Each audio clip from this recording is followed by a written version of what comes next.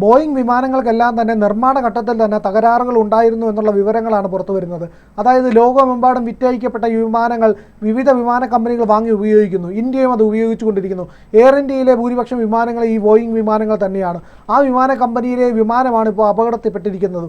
അപ്പോൾ നമ്മൾ മനസ്സിലാക്കേണ്ടത് ഈ പറയുന്ന വിമാനങ്ങൾ നിർമ്മാണ ഘട്ടത്തിൽ തന്നെ അപകടങ്ങൾ കൊണ്ടാണ് പിറവിയെടുത്തിരിക്കുന്നത് എന്നുള്ളതാണ് ഇതിലെ പ്രധാനപ്പെട്ട ഘട്ടം. ഇത് നിർണായകമായിട്ടുള്ള കാര്യമാണ് ഈ പുറത്തു വരിക്കുന്നത്, അല്ലേ? അതായത് ബോയിങ്ങിൻ്റെ മുൻ ജീവനക്കാർ നൽകിയ ചില വെളിപ്പെടുത്തലുകളാണ് ഈ ഘട്ടത്തിൽ പ്രസക്തമായിട്ടുള്ളത്. നമ്മളിപ്പോൾ അഹമ്മദാബാദിൽ അപകടത്തിൽപ്പെട്ട വിമാനത്തിൻ്റെ ബ്ലാക്ക് ബോക്സ് ഡീകോഡിങ് ഇപ്പോൾ നടക്കുകയാണ്. അപ്പോൾ മാത്രമേ അപകടത്തിൻ്റെ യഥാർത്ഥ കാരണം നമുക്ക് വെളിവാകുള്ളൂ. പക്ഷേ ബോയിങ്ങിൻ്റെ മുൻ ജീവനക്കാർ നൽകിയ വെളിപ്പെടുത്തലുകൾ വളരെ നിർണായക സൂചനകൾ, വളരെ ഭീതിതമായ സൂചനകൾ ഈ ഘട്ടത്തിൽ നൽകുന്നുണ്ട്. അതിലൊരാളുടെ പേര് ജോൺ ബാർണറ്റ് എന്നാണ്. അയാൾ ബോയിങ്ങിലെ മുൻ സുരക്ഷാ ക്വാളിറ്റി പരിശോധന ചുമതലയുള്ള എഞ്ചിനീയർ ആയിരുന്നു. ഇയാൾ 1988 ബോയിങ്ങിൽ പ്രവേശിച്ചത്. 2010 ഈ ബോയിങ് ഡ്രീം ലൈനർ നിർമ്മാണത്തിൻ്റെ നോർത്ത് കരോലിനയിലെ പ്ലാന്റിൻ്റെ ചുമതലക്കാരനായി. അപ്പോൾ ഇദ്ദേഹം ഈ നിർമ്മാണ ഘട്ടത്തിൽ നിരവധി അപാകതകൾ ഈ വിമാനത്തിൻ്റെ കണ്ടെത്തിയിരുന്നു. അതായത് പ്രധാനമായും ഈ ലോഹഭാഗങ്ങൾ നീണ്ടു നിൽക്കുന്നത്, അതിൻ്റെ ഇടയിൽ കൂടി ഈ ഇലക്ട്രിക്കൽ വയറിങ്ങുകൾ നടത്തുന്നത് അപകട സാധ്യത ഉണ്ടാക്കും എന്നാണ് ഇദ്ദേഹം കണ്ടെത്തിയത്. അതോടൊപ്പം തന്നെ ഈ വിമാനങ്ങളിലെ ഓക്സിജൻ മാസ്കുകൾ 1% അത് പ്രവർത്തനരഹിതമാകാനുള്ള സാധ്യതയുണ്ടെന്നും ഇദ്ദേഹം ആരോപണം ഉന്നയിച്ചു.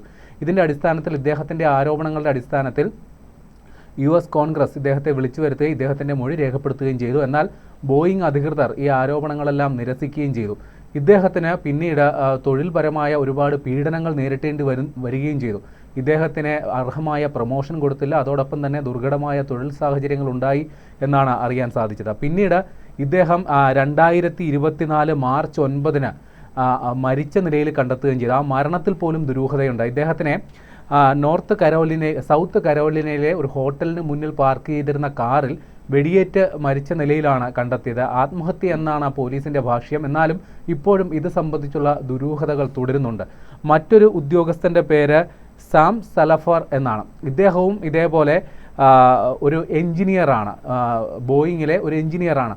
ഇദ്ദേഹത്തിൻ്റെ കണ്ടെത്തലുകൾ പ്രകാരം ഏറ്റവും ഗുരുതരമായ ഒരു ആരോപണമാണ് ഇദ്ദേഹം ഉന്നയിച്ചത്. അതായത് ബോയിങ് എന്ന കമ്പനി യാത്രക്കാരുടെ സുരക്ഷയേക്കാൾ കമ്പനിയുടെ ലാഭം മാത്രമാണ് ലക്ഷ്യമിടുന്നത്. അതുകൊണ്ട് തന്നെ ജീവനക്കാർക്ക് ഒരുപാട് വിട്ടുവീഴ്ചകൾ ഇതുമായി ബന്ധപ്പെട്ട് ചെയ്യേണ്ടി വരുന്നു. പ്രധാനമായും ഇതിൻ്റെ ഫ്യൂസലേജ് നിർമ്മാണം, അതായത് വിമാനത്തിൻ്റെ ബോഡി നിർമ്മാണവുമായി ബന്ധപ്പെട്ട് ഘടകങ്ങൾ കൂട്ടിയോജിപ്പിക്കുമ്പോൾ പരസ്പരം അകന്നു നിൽക്കുന്ന ഒരു സാഹചര്യമുണ്ട്. അപ്പോൾ ജീവനക്കാർക്ക് അതിൻ്റെ മുകളിൽ കയറി ചാടി നിന്ന് ഈ ഭാഗങ്ങൾ കൂട്ടിയോജിപ്പിക്കുന്ന തരത്തിൽ ചെയ്യേണ്ടി വരുന്നു എന്നാണ് ഇദ്ദേഹം ആരോപിച്ചത്. അതോടൊപ്പം തന്നെ ഈ നിർമ്മാണം പൂർത്തിയാക്കിയ വിമാനങ്ങളിൽ പോലും ചെറിയ വിടവുകൾ ഉണ്ടാകുന്നുണ്ട് എന്ന് ഇദ്ദേഹം ആരോപണം ഉന്നയിച്ചു.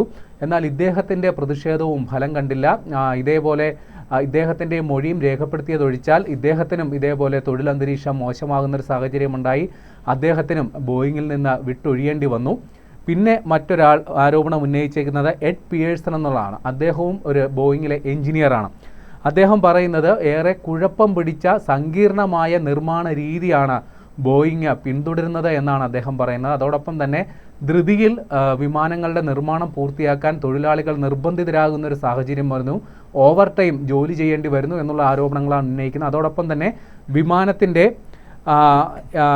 എയർക്രാഫ്റ്റ് സിസ്റ്റം ടെസ്റ്റിംഗ്, ഇലക്ട്രിക്കൽ വിഭാഗങ്ങളിൽ ഗുരുതരമായ പാളിച്ചകൾ ഉണ്ട് എന്നുള്ളതാണ് അദ്ദേഹം ആരോപണമായി ഉന്നയിക്കുന്നത്. ഇത് സംബന്ധിച്ചും US കോൺഗ്രസ് ഇദ്ദേഹത്തെ വിളിച്ചു വരുത്തി 2019 ഇദ്ദേഹത്തിൻ്റെ മൊഴി രേഖപ്പെടുത്തി അന്വേഷണവും പ്രഖ്യാപിച്ചു. എന്നാൽ ബോയിങ് കമ്പനി അധികൃതർ ഇവിടെയും അദ്ദേഹത്തെയും മോശപ്പെട്ട തൊഴിൽ അന്തരീക്ഷങ്ങൾ നൽകി അദ്ദേഹവും തൊഴിലുപേക്ഷിച്ച് പോകേണ്ട ഒരു സാഹചര്യമുണ്ടായി. ബോയിങ് ഈ ആരോപണങ്ങളെല്ലാം അടിസ്ഥാനരഹിതം എന്ന് പറഞ്ഞ് തള്ളിക്കളയുകയാണ്. പ്രധാനമായും അവർ പറയുന്നത് ഓരോ വിമാനവും 1.5 ലക്ഷത്തോളം വിദഗ്ധ സുരക്ഷാ പരിശോധനകൾ പൂർത്തിയാക്കിയ ശേഷമാണ് അത് സർവീസിനായി പറഞ്ഞയക്കുന്നത്. അതോടൊപ്പം തന്നെ വിവിധങ്ങളായ സുരക്ഷാ ഓഡിറ്റുകളും, അതായത് സർവീസ് നടത്തിക്കൊണ്ടിരിക്കുന്ന സാഹചര്യത്തിൽ പോലും സുരക്ഷാ ഓഡിറ്റുകൾ ഓരോ വിമാനങ്ങൾക്കുമുണ്ട്. അതുകൊണ്ട് ഇത്തരം ആരോപണങ്ങൾ അടിസ്ഥാനരഹിതമാണ് എന്നാണ് ബോയിങ്ങിൻ്റെ വിശദീകരണം. നേരത്തെ ബോയിങ്ങിൻ്റെ തന്നെ 737 മാക്സ് എന്ന വിഭാഗത്തിൽപ്പെടുന്ന ഒരു വിമാനങ്ങൾ തുടർച്ചയായി 5 മാസ ഇടവേളകളിൽ തുടർച്ചയായി 2 തവണ അപകടത്തിൽപ്പെടുകയും 346 പേരുടെ ജീവൻ നഷ്ടമാവുകയും ചെയ്തൊരു സാഹചര്യമുണ്ട്.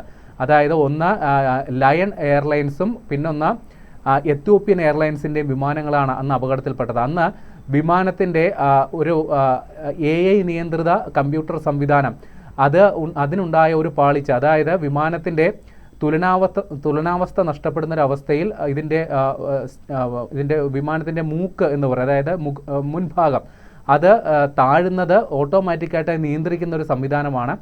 അതിനുണ്ടായ പാളിച്ചകളാണ് അന്ന് അപകട കാരണമെന്നാണ് ബോയിങ് തന്നെ കണ്ടെത്തിയത്. അതിനെ തുടർന്ന് ഏതാണ്ട് 5-6 മാസത്തോളം ബോയിങ് വിമാനങ്ങൾ, ഈ ശ്രേണിയിലുള്ള എല്ലാ വിമാനങ്ങളും സർവീസ് നിർത്തിവെപ്പിച്ച ശേഷമാണ് ബോയിങ് ഇത്തരത്തിലുള്ളൊരു പരിശോധന നടത്തി. അങ്ങനെ ഒരു പാളിച്ച അവർ തന്നെ കണ്ടെത്തിയ ഒരു സാഹചര്യവുമുണ്ട്. ഇവിടെ അഹമ്മദാബാദിലേക്ക് വരുമ്പോൾ 2 സാധ്യതകളാണ് പ്രധാനമായും അപകട കാരണമായി ചൂണ്ടിക്കാണിക്കുന്നത്. ഒന്ന്, പൈലറ്റുമാർക്കുണ്ടായ ഹ്യൂമൺ എറർ, അതായത് ഈ വിമാനം പറന്ന് ഉയർന്ന സമയത്തും വിമാനത്തിൻ്റെ ലാൻഡിംഗ് ഗിയർ പുറത്തേക്ക് തന്നെ നിൽക്കുന്നൊരു സാഹചര്യമുണ്ട്. അതോടൊപ്പം തന്നെ വിമാനത്തിൻ്റെ ചിറകുകളിലെ ഫ്ലാപ്പ് നിവർന്ന നിലയിലുമായിരുന്നു. ഇത് നേരെ തിരിച്ചാണ് വരേണ്ടത്. വിമാനങ്ങളുടെ ഫ്ലാപ്പ് മടങ്ങിയ രീതിയിലും വിമാനത്തിൻ്റെ ലാൻഡിംഗ് ഗിയർ അകത്തേക്ക് എടുത്ത സ്ഥിതിയിലുമാണ് സാധാരണഗതിയിൽ ഉണ്ടാകേണ്ടത്. അപ്പോൾ പൈലറ്റുമാർക്ക് ഇത് അങ്ങോട്ടും ഇങ്ങോട്ടും മാറിപ്പോയതാണ് എന്നുള്ളൊരു നിഗമനം വരുന്നുണ്ട്. അതോടൊപ്പം തന്നെ വിമാന എഞ്ചിനുകൾ രണ്ടും ഒരേ സമയം നിന്നു പോകുന്നത് അസാധാരണമായ സാഹചര്യമാണ്. അത്തരത്തിൽ ഉണ്ടാകാൻ അതിന് പ്രധാന കാരണം ഒന്നെങ്കിൽ ഏതെങ്കിലും തരത്തിൽ പക്ഷി ഇടിച്ച് ഉണ്ടാകുന്ന ഒരു സാഹചര്യം, എങ്കിൽ തന്നെയും ഈ 2 വിമാന എഞ്ചിനുകളും ഒരേ സമയം തകരാറിലായത് എങ്ങനെയെന്നുള്ളത് സംബന്ധിച്ച് ഇപ്പോഴും വ്യക്തതയില്ല. പിന്നെ പറയപ്പെടുന്ന ഒരു സാധ്യത ഏതെങ്കിലും തരത്തിലുള്ളൊരു സാങ്കേതിക പിഴവ്, പക്ഷേ അതിനും വളരെ സാധ്യത കുറവാണ്. കാരണം ലണ്ടനിലേക്കുള്ള ഒരു ദീർഘദൂര പറക്കലിന് തയ്യാറെടുക്കുന്നതിന് മുമ്പ് വിമാനം സ്വാഭാവികമായും സുരക്ഷാ പരിശോധനകൾ പൂർത്തിയാക്കിയ ശേഷം മാത്രമായിരിക്കും സർവീസിനായി തയ്യാറെടുക്കുക. അതുകൊണ്ട് തന്നെ അത്തരത്തിലൊരു ടെക്നിക്കൽ എറർ ആ വിമാനത്തിന് ഉണ്ടാകാനുള്ള സാധ്യത വളരെ കുറവാണ്. പിന്നെ നമ്മൾ സംശയിക്കുന്ന പ്രബലമായ രീതി ഏതെങ്കിലും തരത്തിലുള്ള ബാഹ്യ ഇടപെടൽ ഇതിനുണ്ടായിട്ടുണ്ടോ എന്നുള്ളതാണ്. കർശനമായും അക്കാര്യത്തിലും ആശങ്കയുണ്ട്. ഇന്ത്യ പാകിസ്ഥാനിൽ ഭീകര കേന്ദ്രങ്ങൾ ആക്രമിച്ച പശ്ചാത്തലത്തിലാണ് ഇത്തരം ആശങ്കയുടെ അടിസ്ഥാനം.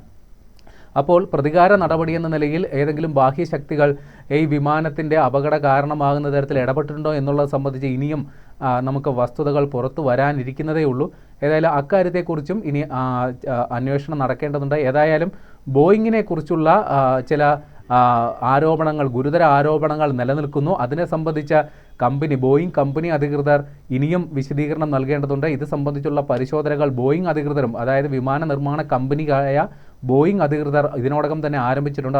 അതേസമയം തന്നെ 2 എഞ്ചിനുകൾ ഒരേ സമയം പ്രവർത്തനം നിലച്ചൊരു സാഹചര്യമുണ്ട്. GE എന്ന അമേരിക്കൻ കമ്പനിയാണ് ഈ എഞ്ചിനുകൾ നിർമ്മിച്ചത്. അവരും സ്വന്തം നിലയിൽ ഇത് സംബന്ധിച്ചുള്ള പരിശോധനകൾ ആരംഭിച്ചിട്ടുണ്ട്.